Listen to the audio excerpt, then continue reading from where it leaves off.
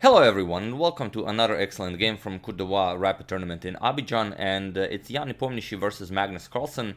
Really an exciting game, a lot of you have requested it already, and I would just like to thank you all already after announcing the idea for the chess manga in the previous video. That's like an hour and a half ago prior to making this video. Already I've received over 20 emails, so be sure that we will read all of them, and whatever idea you have will be carefully read, and it will be appreciated, even if it may not be used. But I've just glimpsed at some of the emails, and I already see that there are plenty of great ideas there. So thank you all for that. And if you don't know what's it all about, do check out the previous video. I explain everything in the beginning of the video. I will put a link to it in the description below, so you don't have to look for it if you're interested. But getting back to this game, Nepomniachtchi versus Carlsen. Nepomniachtchi opens with e4 with c5, so it's exciting to see whether we'll see another clash of the World Chess Championship preparation, or will one of them deviate from it. We have knight to f3, knight to c6 by Carlsen, again going for his standard setup, d4, c captures on d4, knight captures on d4, and now e5. Everything the same as in the World Chess Championship match against Caruana. Knight b5, and here Carlsen goes d6, so everything the same. Knight to c3, and here Carlsen deviates from his World Chess Championship, well, not deviates from the preparation, as I'm sure he might have had this prepared during the World Chess Championship, but now he goes a6, immediately kicks away this knight, and goes into this main line of knight to a3. With bishop to e7 now, and we have g3 by Nepo, preparing to fianchetto the light square bishop. Knight to f6 with bishop to g2, and now b5. Magnus is preparing b4 to win one of the knights, and now you could go a lot of things, but the idea behind the b5, not the idea, but it's interesting that in this position bishop to g4 is the known move, and just castling is the known move here, but b5 is a new move in this position, and it is, as of now, that we have a completely new game. So of course you don't want to allow b4 with knight to d5 by Nepo, and there's this interesting line that you can choose if you're playing bullet. Maybe in bullet you will have some success with it, but it doesn't work. Bishop to e3, allowing this, and now going knight to d5, and now obviously your knight is hanging here, and after black captures it, now you can go for this bishop to b6, attack the queen, but black can allow this. Now black can just go a captures on b2, and after the queen is captured, just b captures on a1, bring another queen into the game, and after captures, you will have more than enough compensation for the queen with the black pieces, so it's not possible to go for this. But it's interesting to know that it doesn't work. But okay, knight to d5 by Nepo with knight captures on d5, e captures on d5, and now you could decide whether you want to go here, whether you want to go here, whether you want to go here, and Carlsen goes all the way back. He wants to remaneuver the knight via knight to d7. We have castles by Nepo, and now knight to d7 as planned. Carlsen wants the castle, play f5, and then decide whether this knight is coming to c5 or to f6. We have c4 by Nepo, castles by Carlsen, and now just c captures on b5. A captures on b5, and it's not possible to win the pawn. If captures, then bishop to a6 will just be really unpleasant for white, as well, the knight is just pinned. The rook here on f1 would be captured if the knight moves. You can't defend it because the bishop is still undeveloped. The rook on a1 is unguarded. It just captures, and then you will lose a piece here. Or even if you defend it, let's say queen e2. I mean, now you only made things worse. There's a queen and rook here. Just queen b8 traps the knight. Still a4 is not possible, but the bishop is undeveloped. So Nepo goes back, knight to c2. He wants to remaneuver the knight, and now f5, as planned by Carlsen.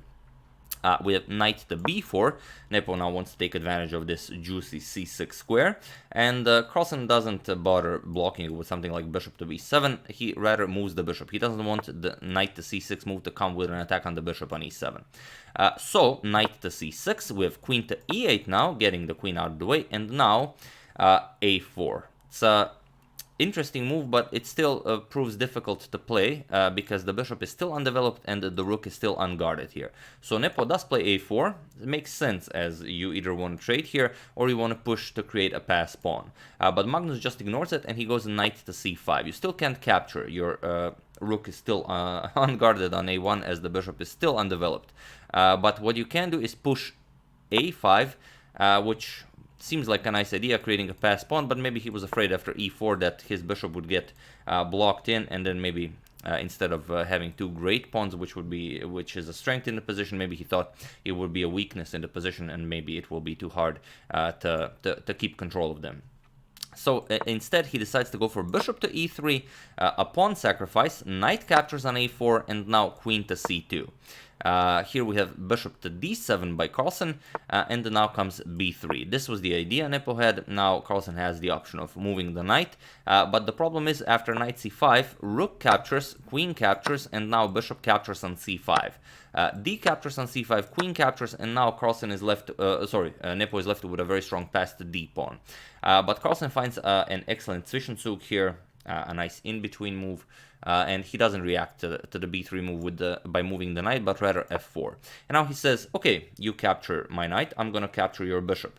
Or let's say you move the bishop, bishop d2, now I'm going to go e4, I'm still not going to let you grab the knight. And the problem is, you could give up the rook for two pieces, but it still doesn't work. If b captures, bishop captures, and rook captures, now Carlsen has e3. And it's a really powerful attack for black. And the problem is, once you move the bishop, let's say bishop to c3, yes, you get a very nice diagonal, but now f3. Bishop has to go back, and now after rook captures on a4, it's you did get two pieces for the rook, but your bishop on h1 isn't doing anything, so you're not really... You don't really have two pieces for the rook. You have one piece, and one piece that's never going to see in any light of day. So after f4, we have b captures on a4, grabbing the knight. Carlsen grabs the bishop, and now comes a captures on b5.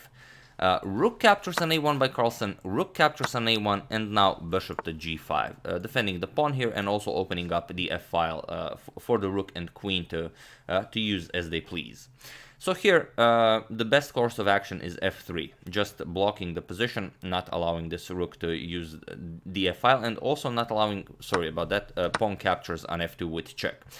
So the f3 is the best defense for white. But here, we have b6. Nepo decides to go with the active idea. He wants to get that pawn rolling as soon as possible. We have e captures on f2 with check by Carlsen, king to h1, and now comes bishop to c8, not allowing the pawn to advance any further. And it's very interesting, rook to a8 doesn't work, because just pawn to f1, of course, you bring a queen into the game, bishop captures, rook captures with check, king to g2, and now, of course, the deadly bishop to h3. It's actually not white who's pinning black, it's black who's using this to his own advantage. King captures, you lose the rook, and now, at the end of the day, well, black is just up a rook, and even though you have a very nice passed pawn here, there's really no way to take advantage of it. So, after bishop to c8 by Carlsen, we have rook to f1 by Nepo, not allowing any tricks with pawn to f1, and now just queen to f7, improving the position. We have queen to e2, taking control of the a6 square. You don't want to allow bishop to a6, that would kick away the rook and allow Carlsen to push the pawn all the way. So, here we have e4. And what happens now? You could capture the pawn, but it's such a nice line that you can't capture with the bishop. If you capture with the bishop, you get bishop to h3, forcing the rook to move, or you would block with the bishop. Bishop captures, king captures, and now just queen captures on d5 check, wins the knight. This is one way to go about it. The other idea after e4 is queen captures on e4, which is the best line of defense, but it's impossible to see it in a rapid game. After bishop to a6, attacking the rook, now queen to e6, and hopefully white will get counterplay with his far advanced pawns. Let's say bishop captures on f1, bishop captures, king to h8, now h4, forcing the bishop to decide where to go after something like bishop to c1, queen captures on d6, as black decided not to capture, and here white could claim that the two passed pawns are compensation enough for the exchange. But it's a pretty vicious line for a rapid game. So Nepo decides to go for h4 immediately, but this allows Carlsen to go for this, it's just a supercomputer move, whatever you want to call it. Whatever you want to call it is just an amazing idea. So I will let you pause the video here and try to find this brilliant idea Carlsen found. And it's even enough, not for Nepo, but Carlsen does get a Morphe head here. Let's just put that there. So there you have it. Know that Carlsen gets a Morphe head for this attack, and feel free to do it. I'm just going to give you a couple of seconds. For those of you who were able to do it, congratulations, you are an excellent spotter of supercomputer moves. And for those of you who just want to enjoy the show, Carlsen's idea is e3. And now, when you see it, of course, you even believe it. What's the idea? Well, the pawn is now guarded by the bishop here. And it's not that Nepo can capture the bishop, it's that Nepo must capture the bishop. If he tries anything but capturing the bishop, let's say knight d4, then Carlsen will capture the h4 pawn with the bishop. And now g captures queen e7, and how do you defend checkmate here? It's very hard to even imagine a good defense here. You could go queen h5, defend the pawn, but now rook f4, the threat is captures again on h4. The pawn is guarding the g1 square, so there's really not all that much you can do. Knight f3, okay, defends it, but now e2 is coming. Rook captures on f2, e1 with queen. Knight captures, and now queen captures on e1 with check. Rook to f1, and now just rook captures on h4, and it's all over. King g1, queen e3 is coming. You have to block with the rook. Now just you grab the queen, and white is getting checkmated very quickly. So, after this e3 move, Nepo decided, okay, I can't allow this, so obviously I must capture the bishop, and now comes the move you had to find to really believe that this sacrifice is possible, and that is rook to e8. And now the pawn on e3 is guarded. White doesn't really have an active move, and even though white is up material, the queen, rook, and bishop are all pretty much stuck here, preventing these pawns from advancing, and now that the e3 pawn is defended, Carlsen is free to find, some way of winning this position. And it's very easy to blunder with white. For example, if again you try to reintroduce the knight into the game, bishop to a6 is deadly. Remember that the queen has to keep an eye on the h5 square. You can't allow such a move. Queen captures, just queen here checks, bishop h3, this is checkmate. So to prevent such a scenario, Nepo tried king to h2. It's not really preventing anything. If queen h5 ever happens, you will not be able to block, as bishop also controls the h3 square. But it is a start. But here Carlsen finds an even greater idea. So even feel free to pause the video once again and continue this attack with black, because you already found two supercomputer moves. Find another one to continue this attack. So once again, I'll give you a couple of seconds. For those of you who were able to do it, congratulations for playing in such great style, sacrificing piece after piece. And for those of you who just want to enjoy the show, bishop to g4. You have to force the queen away from the e2 square to start pushing the passed pawns.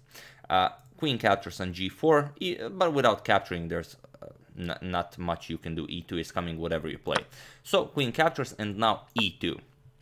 And there's an interesting line of defense with knight to d8, just attacking the queen or forcing rook to capture, and then the queen would be able to capture on e2. But it doesn't work because Carlsen would capture the rook and bring a knight into the game with check. And only after captures it would then recapture here, and now it's actually Carlsen who's up material, rook for a bishop, and with a much better position. So, after e2, Nepo tried b7, just trying to push that pawn all the way, and here it is possible that Carlsen blunders. Now if you capture with the same line, knight captures with check, bishop captures, and queen captures here, all of a sudden you don't have an attack anymore, and white indeed has a knight and a bishop for a rook. So, not something you want to do. Here, Carlsen just plays queen captures on b7 without even touching the rook. He says, I'm not interested in your rook, I'm just going to play pawn to e1, bring a queen into the game, and I'm not going to give up my two passed pawns for your rook.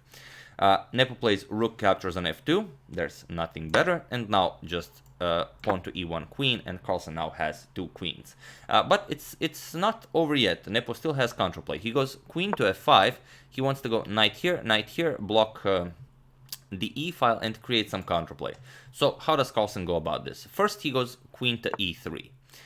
We have rook to f3, pushing the queen back. We have queen to e2, and now comes knight to d4, remaneuvering the knight over here with an attack on the queen. Queen to e5, the strongest idea, either forcing a trade or capturing the knight here. So Nepo has to go back, queen g4, defending the knight, and now comes queen b, captures on d5. Threatening to win on g5. We have knight to f5 blocking, and again, it's quite a poisonous position. Seems like Carlsen has everything sorted out. He has 2 queens, but again, it's not impossible for black to blunder either. For example, if you try something like queen e to e4, just, you know, let's trade queens, I'm winning here. Just rook f2 is enough for Nepo to draw this game. And now, after you capture the queen, bishop captures on d5 with check, king to h8, and now knight captures on d6, and you will not be able to escape perpetual here. Your rook is under attack. Once you move it, knight to f7 is the idea. Let's say you try something like rook e2, prevent this rook from moving, hoping to win it. Just knight f7 check, you can even blunder the game. King here, knight h6 check, and the queen is lost. And even after the king moves, the knight defends the rook, so white is completely winning now. So even though you have 2 queens, you have to be careful. But, you know, it's not something like you can practice. No one practices how to play with 2 queens. It's just, you know, even if you have 2 queens, you know, take your time and be careful. So queen d to e6, the best move. And now comes knight to queen to h5. Again, hoping that Carlsen will blunder something, but Carlsen, of course, just wants the trade. He's up material, he's not interested in overcomplicating the position. We have queen to g4, and now comes h5, where the g-pawn cannot capture, as the queen would be lost on g4. Queen to c4 check with d5 by Carlsen, pushing the queen back. We have queen b5, and now queen captures on g5, calmly grabbing the pawn, and here white is really running out of moves. We have queen to d7 by Nepo, and now even h4, where, of course, you cannot capture, because queen captures, this g-pawn is pinned, not possible. So rook to f1, and now just h captures on g3. King to g1, and here Carlsen says, I'm not interested in constantly having to keep an eye on this g7 pawn. Move the knight, and, you know, it's game over. But the question is, where are you going to move it? You don't really have any square for the knight. So here, bishop captures on d5 was played by Nepo with king to h8, and here it was in this position, after Carlsen played king to h8, that Jan Nepomniachtchi resigned the game. And an excellent victory for Carlsen in this round 2 of the Côte d'Ivoire Rapid tournament. So, why did he resign? Well, there's nothing to do. Your knight is still under attack, and you can't move it anywhere. I mean, this is taken, this is taken, this is obviously taken. You could try something like this, where now you say, okay, if black captures here, I'm just going to capture the rook with check. But then it's just checkmate. Queen e to e3 check, king g2, or something. Let's say queen e2 check. Now you can either give up the rook, or go king g1, and then queen to h2 will be checkmate. Might even use this as a thumbnail. We'll see how it goes. But yeah, after this king to h8 move, Nepomniachtchi resigned, and an excellent victory for Mr. Morphy Head Carlsen. He no longer needs the head, as the game is over. But yeah, just a brilliant game against Nepo, who I believe still hasn't lost a game to Carlsen in Classical, or maybe that changed, but I don't think it did. Or maybe it did. I will have to check on that one. But yeah, since this is rapid, I guess that doesn't matter for that statistics. And I don't think I'll be able to do a video from round 3, as I'm leaving my hometown after I make this video. So I have prepared the standings. If you're not interested in the standings, you know, close your eyes or close the video, so I don't spoil something for you. But if you are, here are the standings after 3 rounds of the rapid section. Carlsen and Wei Yi in tied first with 5 points. Then Hikaru Nakamura with 4 points in 3rd place. Then 4 people with 3, Ding Liren, Sergei Karyakin, Wesley So, and Veselin Topalov. With 2 points, Maxime Vachier-Lagrave and Jan Nepomniachtchi, and Grandmaster Bassem Amin with 0 points, currently in last place, even though he played a brilliant game in round 1 against Ding Liren. Really had an opportunity to sacrifice a knight on f7, he didn't take it, and then, well, if you don't take your opportunity against Ding Liren when it's presented, then you're not gonna beat Ding Liren. It's just the way chess works. So yeah, that's the game. I do hope you enjoyed it. Do join our chess manga. It will be in the description below if you're interested, if you have a nice idea. I explained everything in the previous video, so everyone's welcome. I would like to thank Julian Yusufzadeh, Omid Mortazavi, Eivind Vig Andersen, Robert Butler, and Alessandro Innocenti for a contribution to my channel. Thank you a lot, I really appreciate it. As usual, you can check 2 of my previous videos here. The top one, of course, will be Carlsen's game against Wesley So from this tournament, so do check that out. And yeah, I will see you soon. Have an excellent rest of your day.